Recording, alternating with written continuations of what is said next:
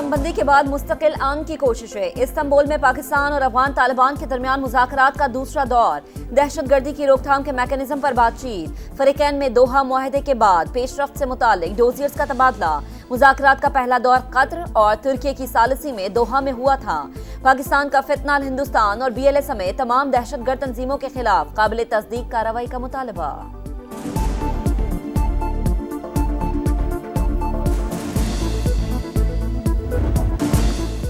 پاکستان اور افغانستان کی بات چیت جاری ہے، نتیجہ کل تک آ جائے گا۔ اگر معاملات طے نہ پائے تو جنگ ہی ہوگی۔ وزیر دفاع خواجہ آصف کا دو ٹوک اعلان، کہا بھارت افغانستان کے ذریعے پراکسی جنگ لڑ رہا ہے۔ بہادر افواج ملک کی حفاظت کے لیے ہر لمحہ تیار ہے۔ سیکیورٹی فورسز کے جوان سرحدوں پر اپنی جانیں قربان کر رہے ہیں۔ شہداء کے باعث ہماری سرحدیں محفوظ ہیں۔ بلوچستان اور دیگر علاقوں میں دہشت گردی پھر سر اٹھا رہی ہے۔ 2018 میں دہشت گردی کا مکمل خاتمہ ہو چکا تھا۔ جائزہ لینا ہوگا کہ ان وجوہات پر بدامنی پیدا ہوئی۔ وزیر اعظم کا بلوچستان ورکشاپ سے خطاب، کہا بلوچستان کی ترقی پاکستان کی خوشحالی سے جڑی ہے۔ کراچی تا چمن شاہراہ پر حادثات میں جانوں کا ضیاع ہو رہا ہے۔ چاہتے ہیں خونی روڈ کو امن کی سڑک میں تبدیل کر دیا جائے۔ 350 ارب سے شاہراہ کو 2 رویہ بنانے کا فیصلہ۔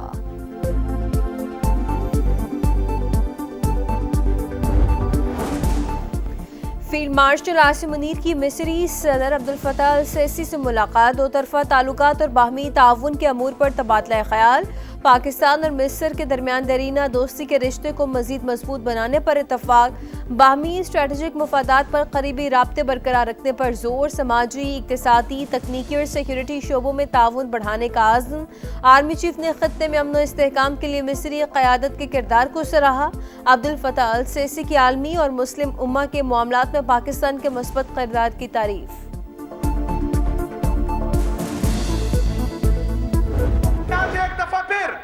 ملٹری آپریشن کی تیاری کی جا رہی ہے۔ ہم یہاں پر کوئی ملٹری آپریشن نہیں مانتے۔ نہیں چاہیے ہمیں ویک، نہیں چاہیے ہمیں ہمارا حق چاہیے۔ قبائل کو قربانی کا بکرا بنا کر جنگ مسلط کی گئی۔ ڈرون کے ذریعے حملے کیے گئے۔ کسی آپریشن کو نہیں مانتے۔ کسی بے گناہ شہری کی جان گئی تو حساب ہوگا۔ اب بند کمروں کے فیصلے نہیں چلیں گے۔ ہر اقدام میں قبائل کو شامل کیا جائے۔ وزیر اعلیٰ خیبر پختونخوا سہیل آفریدی کا اعلان، عام جرگہ بلانے کا فیصلہ۔ سابق وزراء اعلیٰ، گورنرز، علماء اور اہم شخصیات کو مدعو کیا جائے گا۔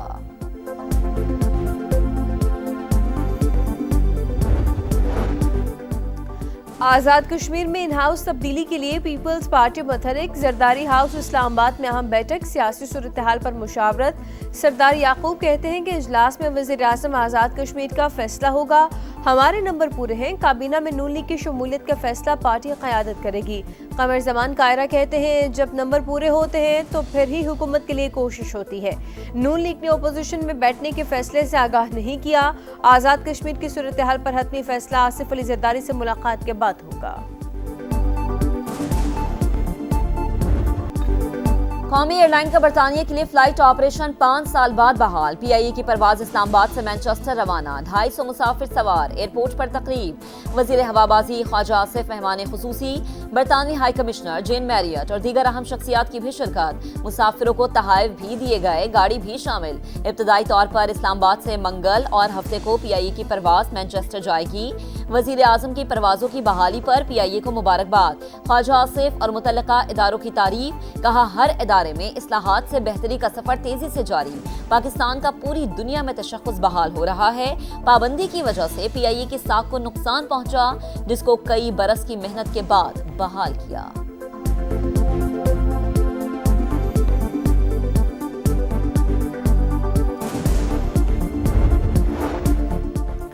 وفاقی وزیر مواصلات عبدالعلیم خان سے اقوام متحدہ کے خصوصی نمائندے کی ملاقات۔ دنیا بھر میں روڈ سیفٹی کے حوالے سے ہونے والی کاوشوں پر تبادلہ خیال۔ جانیں بچانے کے لیے تعاون جاری رکھنے پر اتفاق۔ عبدالعلیم خان کا شاہراہوں اور موٹر ویز پر محفوظ سفر یقینی بنانے کے عزم کا اظہار۔ صوبائی حکومتوں کے اشتراک سے روڈ سیفٹی کے اقدامات مؤثر بنانے کی یقین دہانی۔ کہا موٹر ویز پر حد رفتار کی سختی سے پابندی یقینی بنا رہے ہیں۔ شاہراہوں پر ایمرجنسی سروسز اپ گریڈ اور ایئر ایمبولینس متعارف کرانے پر کام ہو رہا ہے۔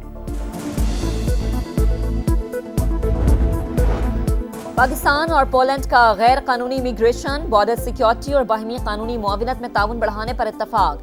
وزیر داخلہ محسن نقوی اور پولینڈ کے نائب وزیر داخلہ کی ملاقات میں دو طرفہ تعلقات سمیت باہمی دلچسپی کے امور پر تبادلہ خیال۔ محسن نقوی نے کہا کہ غیر قانونی امیگریشن پاکستان کے لیے بھی انتہائی حساس مسئلہ، ملوث مافیا کے خلاف بھرپور کریک ڈاؤن کیا جا رہا ہے۔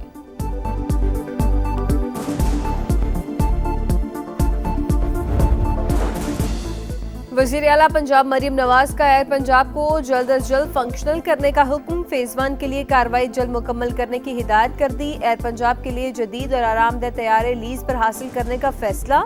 لاہور سے اسلام آباد ایئر پنجاب کے فلائٹ روٹ پر اتفاق، اجلاس میں مری گلاس ٹرین پروجیکٹ کا بھی جائزہ۔ وزیر اعلیٰ پنجاب سمیت ہائی پروفائل شخصیات کی سیکیورٹی اسکریننگ شروع، سیکیورٹی اہلکاروں کے علاوہ دیگر عملے کی اسکریننگ بھی جاری۔ آئی جی پنجاب کہتے ہیں وزیر اعلیٰ پنجاب بلا خوف و خطر نقل و حرکت کر رہی ہیں، کالعدم تنظیموں کی وجہ سے سیکیورٹی پیرامیٹرز کو بہتر کرنا ضروری ہے۔ پنجاب میں دفعہ 144 کے نفاذ میں 8 دن کی توسیع، ہر قسم کے اسلحے کی نمائش پر بھی مکمل پابندی عائد۔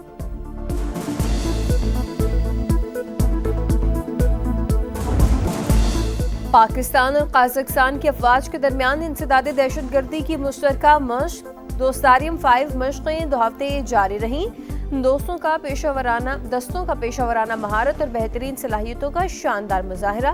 اختتامی تقریب کے مہمان خصوصی command and special operation school Cherat تھے، قازقستان کے سفیر اور دفاع تاشی کی بھی شرکت۔ صدر ٹرمپ آسیان سمٹ کے لیے ملائیشیا روانہ، قطر میں رک کر امیر قطر اور وزیر اعظم سے ملیں گے۔ وائٹ ہاؤس حکام کی تصدیق، چاہتے ہیں روس یوکرین جنگ روکنے میں چین ہماری مدد کرے، صدر شی سے بات کروں گا۔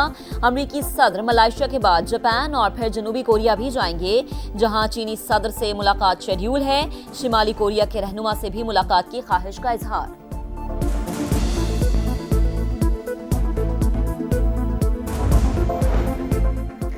فلسطینی گروہ غزہ کے انتظامی امور چلانے کے لیے ٹیکنوکریٹ سیٹ اپ کے قیام پر متفق، جنگ بندی کے باوجود غزہ میں صہیونی دہشت گردی جاری۔ اسرائیلی حملوں میں 48 گھنٹے کے دوران 19 فلسطینی شہید، اسرائیلی جیلوں میں شہید ہونے والے 50 سے زائد فلسطینی غزہ میں سپرد خاک۔ بھارت میں غیر ملکی خواتین کھلاڑی غیر محفوظ، 2 آسٹریلوی ویمن کرکٹرز کے ساتھ ہراسانی کا واقعہ۔ اندور میں موٹر سائیکل سوار کی کیفے جانے والی کھلاڑیوں سے بدتمیزی، خواتین کھلاڑیوں کو ہراساں کرنے والا شخص گرفتار۔ پاکستانی سٹارز بگ بیش میں حصہ لیں گے، کرکٹ آسٹریلیا نے تصدیق کر دی۔ بابر اعظم، شاہین آفریدی، شاداب خان، حسن علی اور دیگر کھلاڑی مختلف ٹیموں کی نمائندگی کریں گے۔ Chief executive cricket Australia Pakistani cricketers کو ایکشن میں دیکھنے کے منتظر۔